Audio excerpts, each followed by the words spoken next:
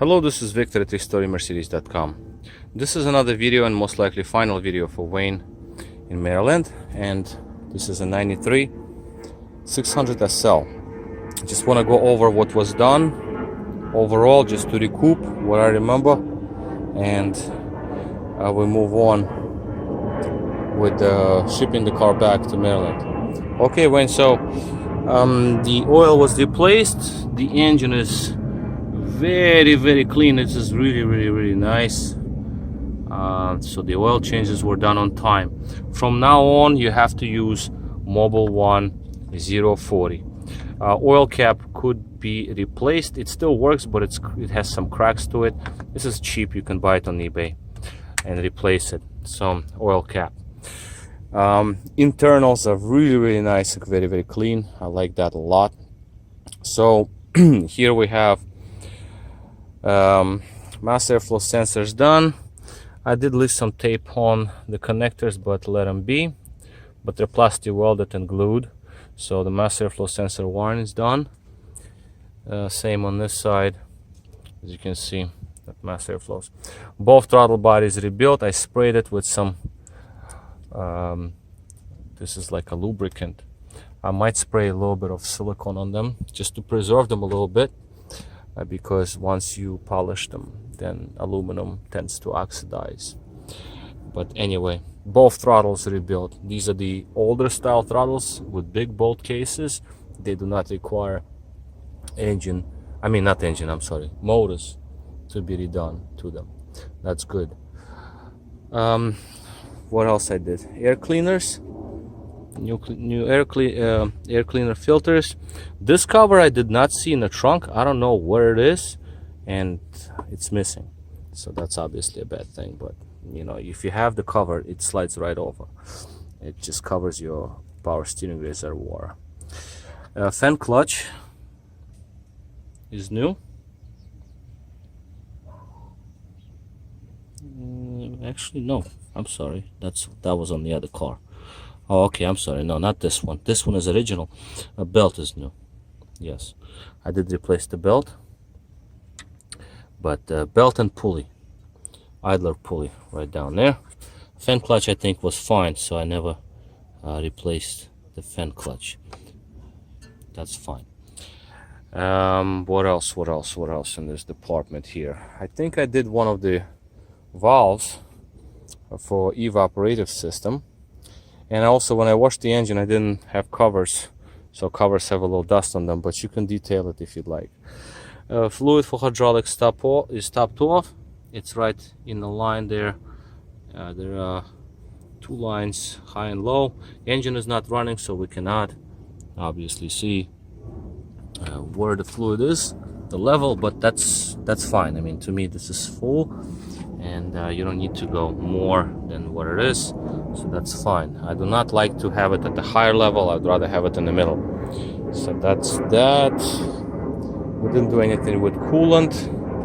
That all stayed. Engine harness was replaced at some point. Yes, I did do lower engine harness. That goes all the way down to alternator, starter, and oil level, oil pressure sensor. Well, I've done that. These are the wires for the throttle bodies. As you can see, new wires, new loom. The cabin filter replaced, and new mat, hood mat.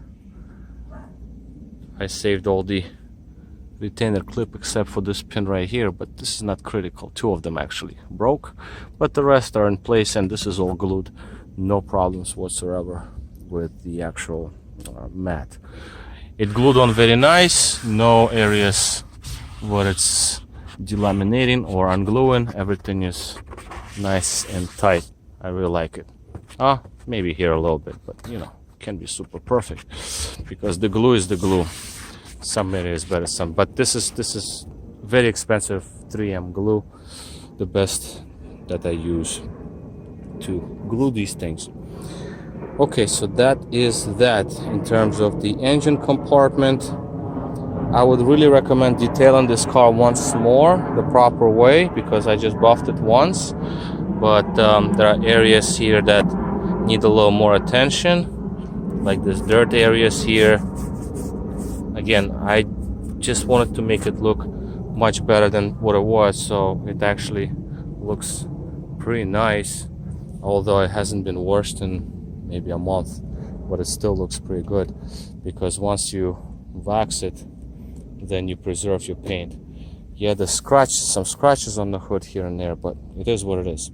Once you detail it, it should be very, very nice.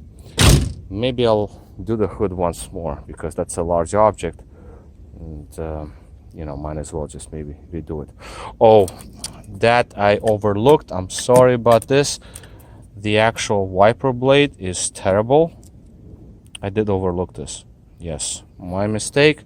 Should have changed it, but it's simple. You can do it anytime. Just get a blade. This is regular arm, so any auto parts store will have the blade of this length. Just get a new blade altogether, just the metal and the insert. I don't usually change inserts, I just change the whole blade. It's better because metal is not as loose as on the original one. Here we have roof cylinders rebuilt. Kiki, Kiki, Kiki, Kiki. She knows I'm calling her, but she's I don't know, she's not being a nice lady, put it that way, softly. Anyway, so roof cylinders rebuilt, all of them, all 12 throughout the whole car.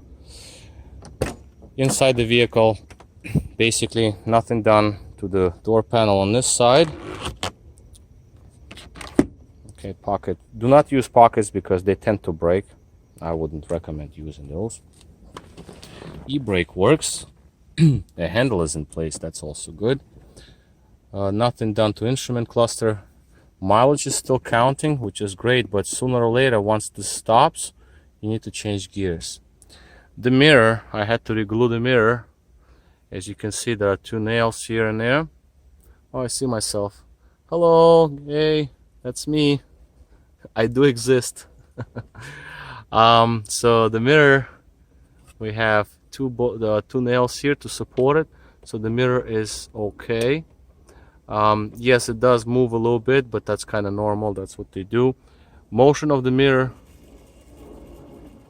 you can see it moves in and out, up and down,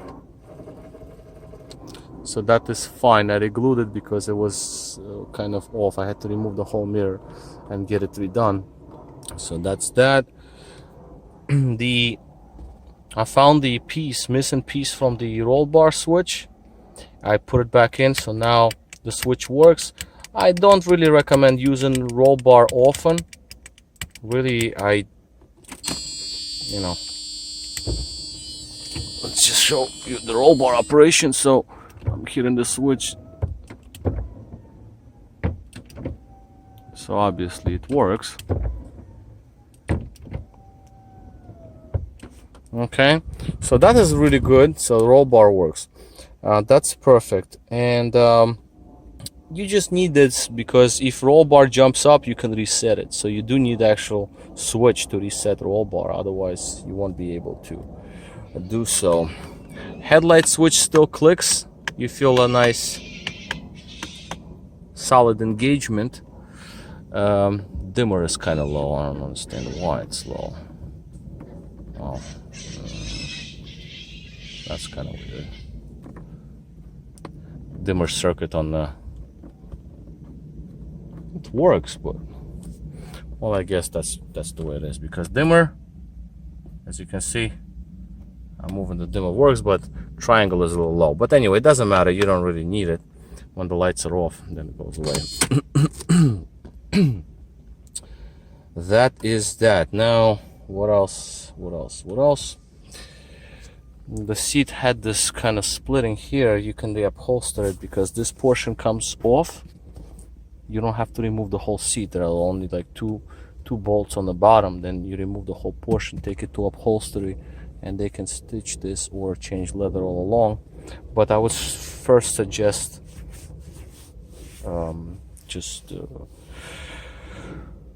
basically soaking this whole leather with some they call it leather honey or any kind of leather moisturizer, so it softens the leather. It's very, very hard right now. The leather is like dried up a little bit, so you might want to take care of that. Okay, so what else we have here? Let's go over the next thing. I had to remove the seat actually to get to the line for the door locks. Pockets in the back. We have whatever was in the trunk here in one of them. Okay, so you got your old plates, and I put some loose things that I found in this bag and put it in there. Yes, you have to give it a little bit of a push because in this area the car is a little older, so yeah, there's a little bit of a shrinkage on the actual padding here, and it catches up over here. Not a big deal, but that's okay. Again, we're talking about 25-year-old vehicle, so this is totally expected, and it's actually not too bad at all.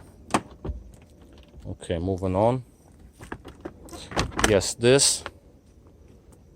that's a separation of the actual covering, the paneling. I wouldn't really do much with it. I would just leave it alone because you can induce more problems removing this whole leathering, not the leathering, but the whole upholstery here. I don't better off leave it alone. Now here we have your Alpine head unit case. So I'm going to basically put it back where it was. I believe the case was in there, so I'll just leave it in there. If it fits, if it might, yes, okay. The button is missing over here. This is the button when you extend it. This whole handrest moves forward or backwards for more comfort. The button is broken, but it's just, I mean, I don't really use it, but some people might find it useful. But again, I'm trying to like pick on little things here, so it's like crazy. The manual for the radio is still there. Okay, again, I would recommend not using these pockets because they break. I can fix them, but no need to fix if they're not broken. What do we have here? We have some extra parts here left. These are not extra parts, these are old parts actually. So we have air cleaners, the filters. We have door lock actuator. Oh yes, I forgot about this one. Door lock actuator for the passenger side door. It had splits, as you can see, broken. So it was leaking, so door locks would not work right. No good. The accessory belt had stress marks, cracks. So obviously this is the time to do it. It's not super critical yet, but you don't want to drive around and with cracks it can fail. The pulley you changed because you changed the belt, so you changed the pulley. All of the fuses to be replaced, and I did replace them all with copper fuses because we have oxidation on fuses. As you can see them, they're aluminum, so they do oxidize, so that's to be done just as a preventive measure. What else we have here? We have a steam and damper, which is this piece right here. We have the tie rod on the left side, and this is tonneau cover shock. This is a support for tonneau cover. These are old parts that they're bad. I also repaired I just stuck in a little piece of metal into the switch here, so your trunk light works now. So it works. Before it didn't because the switch was broken, and it's still broken, but I kinda secured it so it always activates when you open the trunk. It's helpful, so you have some light coming in. And then I also replaced support shock, which is the strut rather. This is original. This is a bad one. Although you feel like it's strong, but not they're very strong, right? But it's not strong enough to keep the trunk lid open. So what happens now is I only did one because I only had one left. You open the trunk lift, you press it, and then basically opens by itself, finishes off the opening cycle, and it stays open. As you can see, it stays open This one is good idea to replace also. So if you want to, let's see if this car is open. This is the same car. See if this one is unlocked. Yeah, it is unlocked. So if you go, and this is both struts on this one are replaced. As you can see, the trunk lid very stiff though. I mean, it's kind of like very hard to close, but it opens up. So in your case, it stays. It's easier to close because one is new, one is old. So if you want to make it to, if you want it to work the way the other car I just showed you works, then you just replace this. This is very simple. Just take this piece out, so you get access to the bottom of the strut, and then you got this tab. You just lift this up, and then it slides right off. So not a big deal. That one is more involved because you got to remove this whole panel. I did it because when I was replacing the actual roof cylinder, rebuilding those, removing them, I had access to it, so I did the hard one. This is an easy one. This one comes out right there, so it's not a big deal at all. Now, I also found out that the battery was not installed right. It was loose, it was hanging. Now it's nice and tight because whoever put the battery in, they didn't install it right. This has to go under, and then retainer goes and hold it down in the back. Terminals I sprayed with silicone spray, so there is no oxidation. Negative was loose. Okay, so I tightened this one up. I reset this terminal, so you get access to the actual nut. If you need to undo this terminal, then you have access to put your wrench or whatever on it, so you can undo it. Cover was missing all along, so I don't have the cover. That is that. Then accumulators, suspension accumulators are done. All four. Oil replaced, changed oil with Mobil 1 full synthetic 040. I already talked about the tie rod on the driver's side. That one was loose and it was banging. It was very kind of scary to drive this car. You do need to do wheel alignment, of course, after that, because geometry of the steering is off. And maybe some other little things that I don't remember at this point, that could also, well, I think I already made a couple of videos showing all these things. This is from the buffing. This is from my buffing. So, but this comes right off. This is not. These are not scratches. This is just like buffing. So this is basically. I guess it's all. That's about all, I think. I pressure washed this area here too, so it looks a little cleaner because it was filled up with dirt. I tried to pressure wash these areas as much as I could too, but again, good detailing can take care of all of this. So now we can do is, well, I show you the starting of the vehicle and then roof operation, I guess, and I think it's pretty much good to go. One thing that I'm thinking of doing, which is what I'm thinking of doing is, because when you drive the car, because tie rod was replaced, it pulls to the left. I'm thinking I'm going to turn the wheel. I'm going to reset the tie rod to bring this wheel in a little bit so it drives a little more straight. You still want to double check on the alignment, on the wheel alignment, because you do not want to have uneven tire wear. So you would still do it. But I just want to make it so it drives as straight as it can at the moment. I started this car already. Now the suspension light is on because I disconnected the battery doing the terminal spray. All you do is you just basically turn your wheel lock to lock, and as you can see, suspension light went away. Oh yes, another thing I wanted to show you, the reverse lights. That's why my e-brake's on. Reverse lights work now. So as you can see, these are the reverse lights. Okay, so the reverse lights did not work. I had to do neutral safety switch because it was bad, and then Shifter linkage bushings are also replaced, so that's great. Now I can get off e-brake. That's why e-brake was on all along. Just go a little forward because there is a car behind me.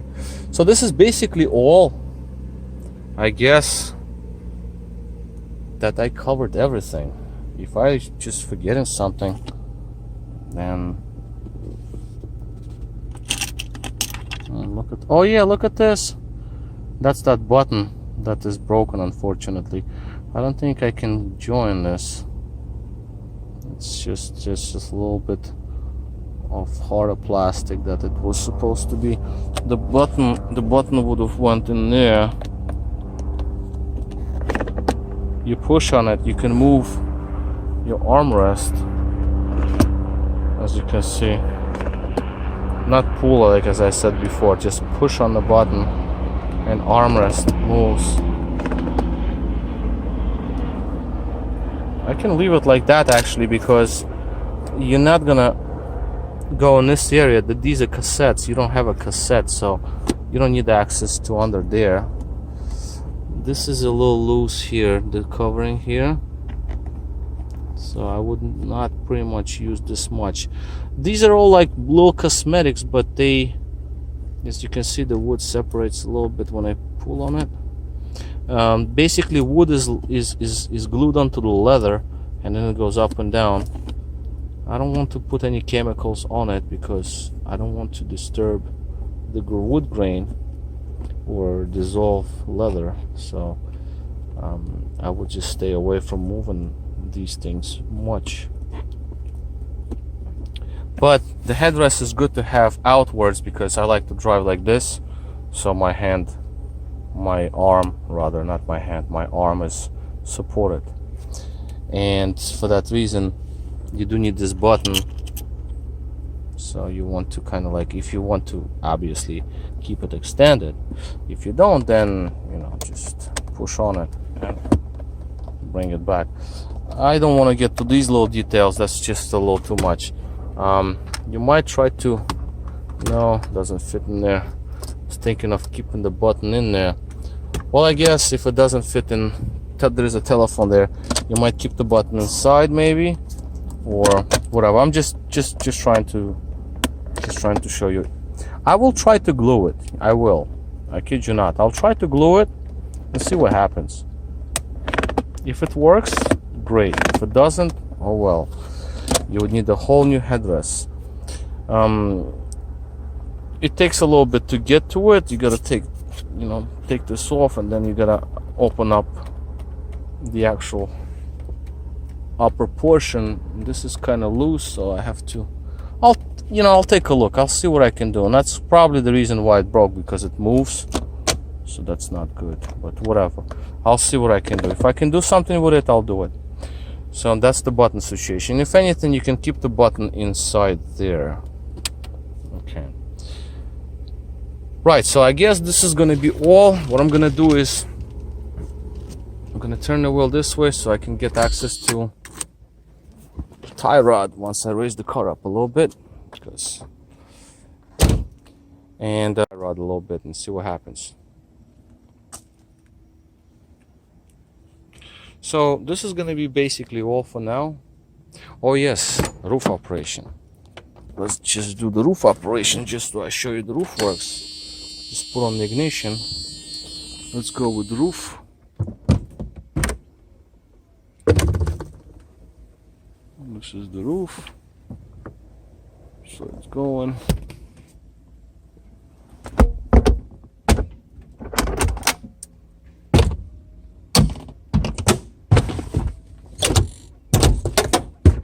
Roof has been closed. Now this, I tried to get rid of this rusty sort of kind of discoloration that did not work at all. So the plastic is just long gone. It's a little better from what it was. At least you can see a little bit behind you, but this is how it was. You couldn't see nothing, like just like that. Here you can see some because I polished it, but not really successful, because this is I think it's inside the actual plastic. It's saturated plastic badly. A couple of pieces here are also torn. So maybe you can get the whole new top installed, the canvas. You can do this. I mean, they sell them because there is a rippage over there on the canvas. So I think best idea is to replace the whole canvas. Headliner can remain, and it will probably need to be reused, because this is the headliner that does not come with the top. There are some stains. You might wash it if you want, but again, this is a convertible. The way I see it is, I would drive the car with roof open. I wouldn't just, what's the point of having a convertible and drive it with roof closed? You can buy a sedan or coupe. Why do you need a convertible for that? So convertible is for driving the car with roof being open, not closed. Hydraulic, the soft top hydraulic reservoir was empty, so I refilled it. And that's how roof works. So we're great. Again, no check engine light, no other lights, no warning lights. Third brake, oh yeah, I did fix the third brake light, and I replaced the burnt out bulbs. And yeah, I guess we are clear. Acceleration, pretty nice. Alright, so this video is very, very long. I just wanted to go overall through the whole vehicle. And one more last thing. Door locks work. Sometimes they stop. There's something going on with the door lock control module, which is once you cycle door locks with the key, it starts working again. Either that or one of the sensors. Really, I don't want to go through that. It's just no. I don't see it being reasonable, because if this thing fails, the key fails, you get yourself a blade and you install aftermarket alarm or keyless entry system, whichever one you prefer. You ditch the infrared system that the car came with. I wouldn't mess with that. But exterior locks work and interior locks also work. As you can see, this is all locked. So I'll unlock it. Now it unlocks. So this is where we are. I think I'll just cut it quits. This is basically going to be all the lights work, AC works, heat works, mirrors work, everything basically works. I mean, I don't see anything else that I would really need to go through. And yeah, windshield wiper and oil cap and the roof, the canvas. Yeah, this is sometimes gets pushed out like a little bit of a felt, but I don't want to remove the backing of the seat, because the thing about the backing is it's very fragile, and after all these years there is a big chance that it can just crack. So this felt either just to be cut or left alone. I would leave it alone, to be honest, because there are more chances of breaking the backing of the seat than just to fix this. Because you can see it's moving, right? So if I'm gonna just get to it I don't know. I don't really feel comfortable doing this. Alright, so this is gonna be all for now. And let's take a look. See, on the other side it's okay. Oh man, I mean, I hate all these tiny little things. So maybe I'll remove the back of the seat and then get this felt cut and then put the back of the seat in place, because this looks kind of weird. Alright, so again, this is a super long video, and we have to just finish with this video, and just let me just do a few small things, and then basically you can arrange for the transport. I think this car is ready to go, as ready as it could be, because I've done a lot to this vehicle and we've done a lot of good things, but kind of this thing bothers me right now. never paid attention to it really now, until right now. All right, so this is all. This is Victor at restoremercedes.com. Thank you for watching.